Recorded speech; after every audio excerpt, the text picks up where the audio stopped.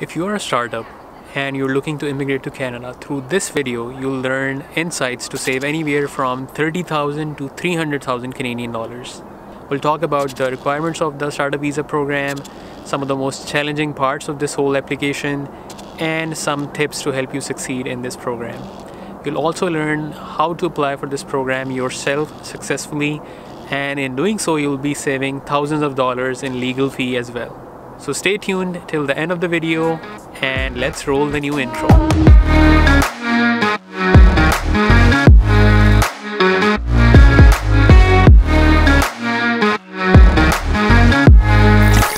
The Startup Visa program is Canada's way of attracting international innovative startups to come set up shop in Canada.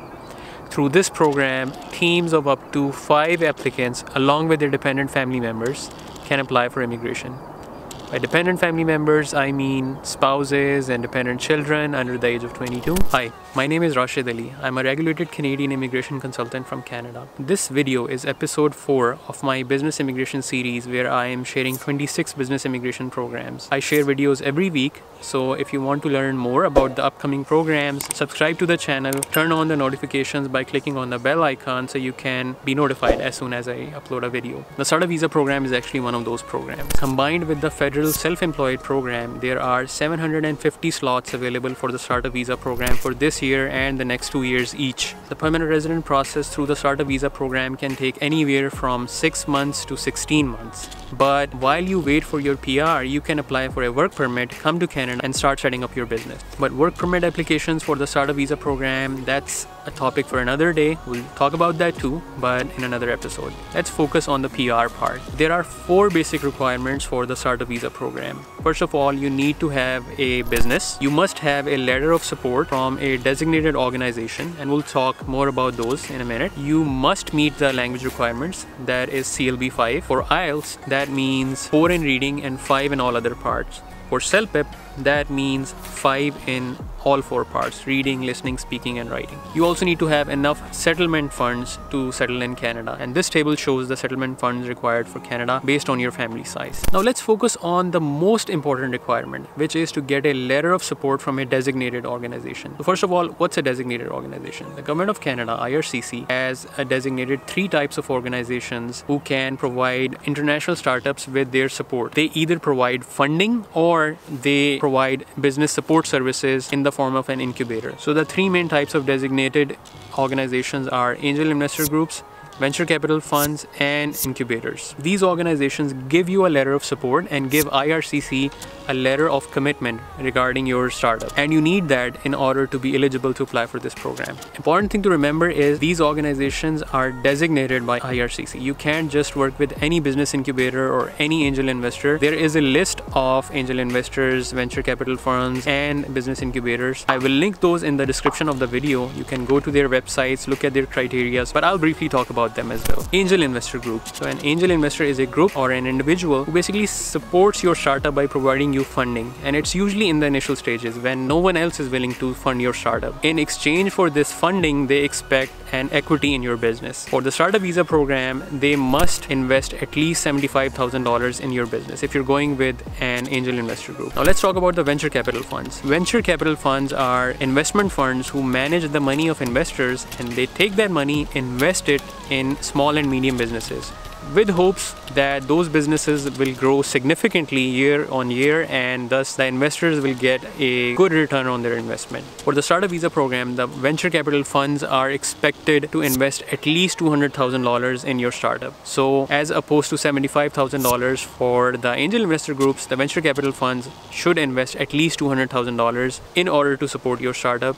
and to give you a letter of support. Number 3, business incubators. Business incubators are companies which provide professional services to new companies and startups to help them grow. These services could be in the form of training, it could be in the form of an actual physical location to conduct your business. They also provide you with contacts in the industry and set you up for your success. For the Startup Visa program, if you manage to secure a letter of support from a business incubator, you don't need to get any funding. just based on that letter of support, you can actually apply for the startup visa program. Now, each of these 3 types of designated organizations are businesses and they want to make a profit. So they will have their own criteria. This criteria isn't defined by IRCC. It is up to them what kind of startups do they want to work with, but their preferences vary. For example, there could be one particular type of angel investor group who would only work with startups who are in Canada, whom they can meet, who have developed some sort of a product already, while there are others who will work with startups from outside of Canada. So it's very important to do some research and find out what their particular requirements are. I've also seen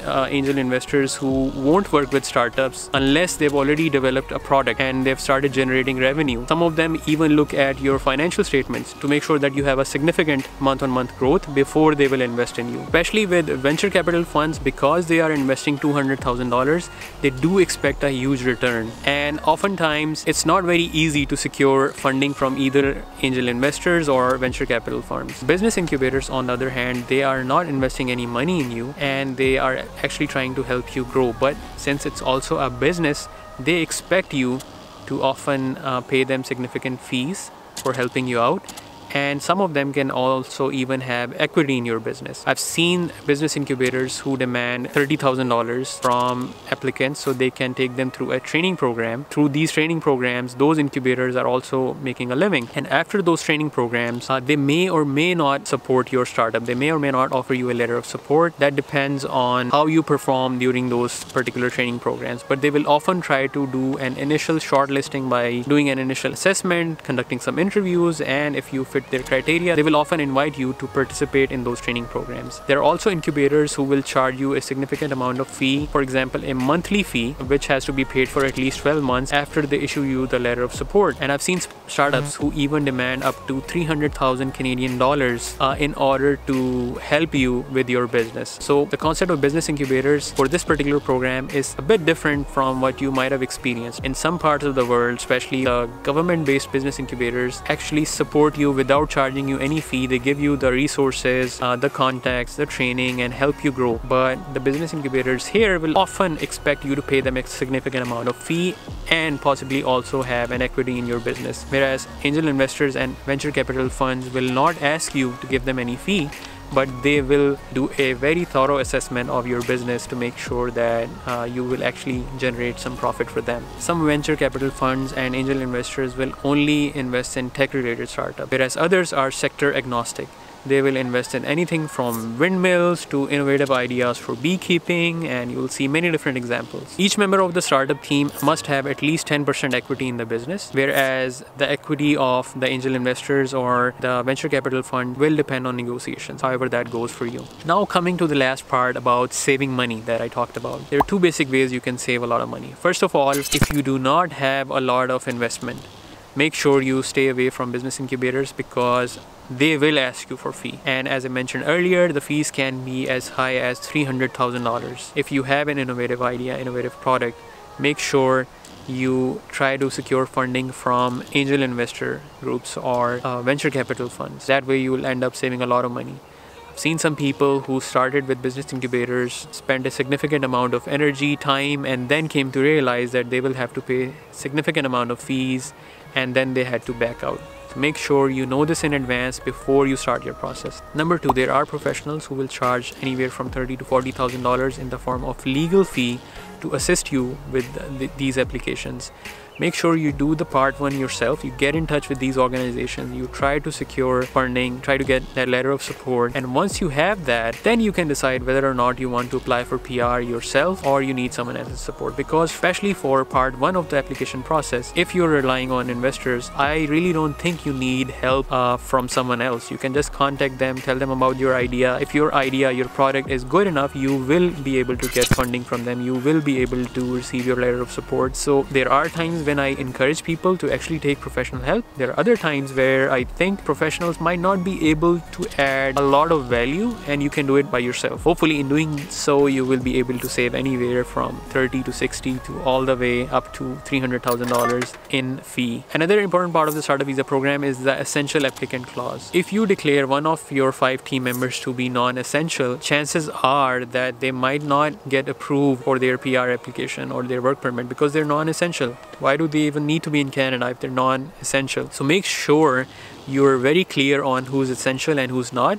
If someone really is not essential, don't try to make them essential by misrepresenting yourself. Be honest, but just keep that in mind. And also, if you think you're someone who has a great idea but don't have a product, don't have an MVP, this program might not be the best option for you because it is very competitive. You either have to prove that your business will be successful in the form of results, or you have to be ready to invest a significant amount of fee by giving them to the business incubators. In the end, I will say this program is not the only option. There are some amazing options out there. For example, the owner-operator LMIA. I will put the link of the owner-operator LMIA here and also in the description. There's another program called the intra-company transfer, which I will also link in the description and also here. Through these two programs, you can initially get a work permit, come to Canada, and these programs can also support your express entry application by giving you anywhere from 50 to 200 points. So do check out those videos as well. For more information, do look at the relevant links in the description. I also mentioned in the beginning that I will tell you how to look at successful startups.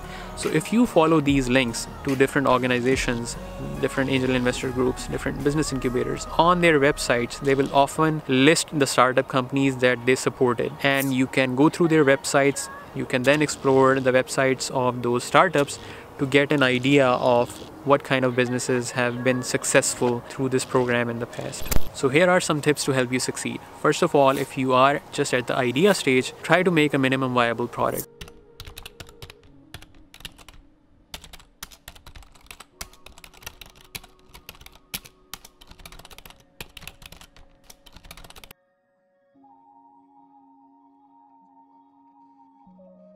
Ship your product, test the results.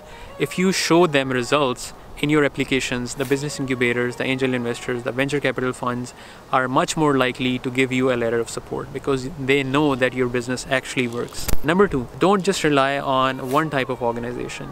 Don't just rely on business incubators or one particular kind of an angel investor. Try to get in touch with all of them. Most of them have websites where they have an online contact form or an email address. Tell them about your business. If one business incubator is asking you for $200,000, another one might be able to issue you a letter of support for $30,000. So get in touch with all of them. If one venture capital fund is willing to invest $200,000 in your business, another one might understand that your business needs more funding to grow at this point, and they might even fund you with $300,000. So make sure you get in touch with different organizations. Don't stick to just one. Number three, if your applications are being refused, if no one is willing to support you, try to look outside of the metropolitan areas. Try to look outside of Greater Toronto area, the Vancouver area, into the smaller cities. There might be lesser competition, and the designated organizations who are operating out of those smaller cities might be able to give you a letter of support. Number four, be very clear on how much you can invest.